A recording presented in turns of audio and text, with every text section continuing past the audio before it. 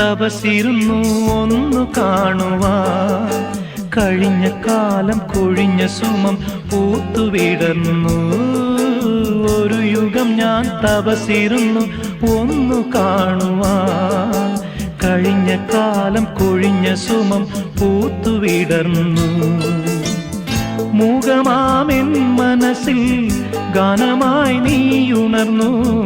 മൂകമാമെൻ മനസ്സിൽ ഗാനമായി നീ ഉണർന്നു. ഹൃദയമൃദുല തന്ത്രിയേന്തി ദേവാമൃതം. വൈശാഖസന്ധ്യേ നിൻ ചുണ്ടിലെന്തേ അരുണസഖിതൻ അധര കാന്തിയോ.